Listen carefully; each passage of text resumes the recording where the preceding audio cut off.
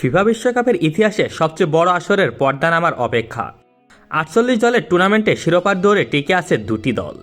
New ইয়র্কের new jersey স্টেডিয়ামে শিরোপার লড়াইয়ে নামছে দুই পরাশক্তি স্পেন ও আর্জেন্টিনা। যে কোনো এক দল উঁচিয়ে ধরবে সোনালি রঙের ট্রফিটি।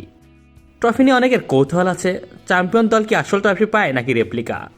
উত্তরটা হচ্ছে ফিফার বিশ্বকাপ জয়ী দলগুলো আসল ট্রফিটি নিজেদের কাছে রাখার কোনো সুযোগ পায় না।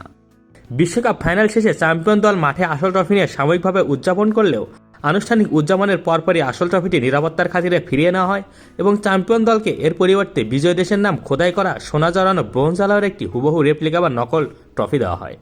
মূল ট্রফিটি, যা আসল সোনা দিয়ে তৈরি এবং এর গায়ে সব বিশ্বকাপ জয়ে দেশের নাম খোদাই করা থাকে, তা সারা বছর সুইজারল্যান্ডের জুরিখে ফিফার ফুটবল জাদুঘরে সংরক্ষিত থাকে। তবে বিশ্বকাপ চলাকালীন বিভিন্ন ট্যুর বা আনুষ্ঠানিক প্রদর্শনীতে এটি ব্যবহার করা হয়। আসল বিশ্বকাপ ট্রফিটি জুলেরিমের ট্রফি নামে পরিচিত ছিল। ফরাসি ভাস্কর আবেল লাফলুর এটির নকশা করেছিলেন এবং এতে প্রাচীন গ্রিক বিজয়ের দেবী নাইকিয়ের অবয়ব ফুটিয়ে তোলা হয়েছিল। ট্রফিটি ৩৫ সেন্টিমিটার ১৩.৮ ইঞ্চি লম্বা, এর ওজন ছিল ৩.৮ কেজি ৮.৪ পাউন্ড। এটি সোনা জড়ানো রূপা দিয়ে তৈরি করা হয়েছিল।